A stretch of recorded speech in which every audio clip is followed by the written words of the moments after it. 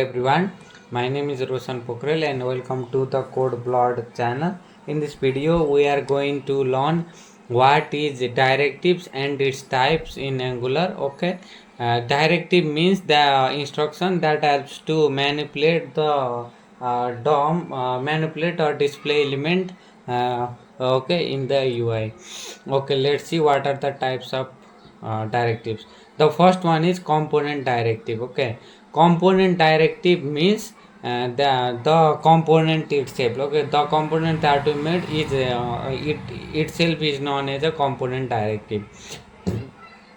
Let's see what is structural directive.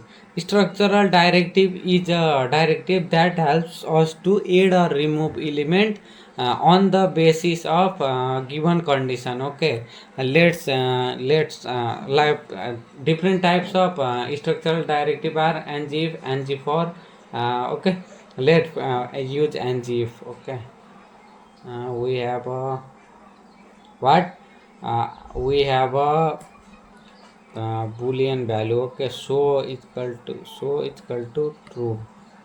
Okay, so it's equal to true.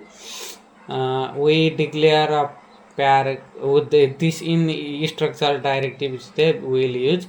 Okay, before you use any anything, you have to import it first. Okay, go here, imports array and import and if. Okay, this minus sign says that the it is depreciated. Okay, for the new update will remove this. Okay, this is not very much important in further in future. For now you can use it. To use it, what you'll do is star asterisk sign and if. Okay, equal to show, it will show. Okay, if show is true, it will show structural directive. Let's see. Yes, show is true. Okay, but when so we do show it's equal to false. What will do, it will not show. Okay, like it removes the element from the DOM. Okay, now let's go to attribute directives. Okay, let's learn attribute directive.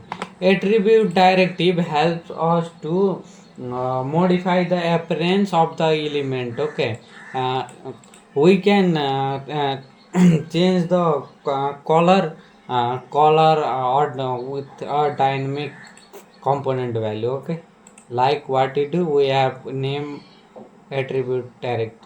What are the types of attribute directive? The ng class, ng style. Okay, so you have to import it first. Okay, the ng class. Okay, now what you go to f.html in this attribute directive, like do type ng class and this property binding. Okay, you have to pass the dynamic value. So uh, dynamic class, so you have to pass it uh, like click and this comes, and what you'll do is when it is hidden, we will add hidden class. Okay, hidden is equal to yes, so when is hidden.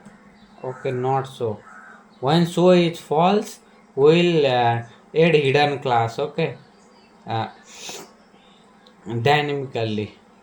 Okay, go in f.css that p dot hidden. Okay, it means that when p has hidden class, the display should be none. So it is let's see it dynamically adds or not. Okay, when show is equal to true, what is happening, it is showing. And when show is equal to false. Okay, let's make it false. Okay, let's see what is display none. Okay, display none. The structural directive also gone because we have set here. Okay, we'll display and show it. Look, it comes. If you like, you can also change the color. Okay, display none. Okay, display none, remove this color. Okay, color red. Okay, color Rebecca purple. Okay, Rebecca purple. Let's see. Okay, what will do, false. Yes, look, the color also changes. If you are not seeing, look, I will zoom it. Look, the color also change. We can change. Okay, uh, and there, that's it for today. Now in next video, we'll learn component communication. How we can communicate between child to parent component and parent to child component. Okay. Thank you for today. Bye bye.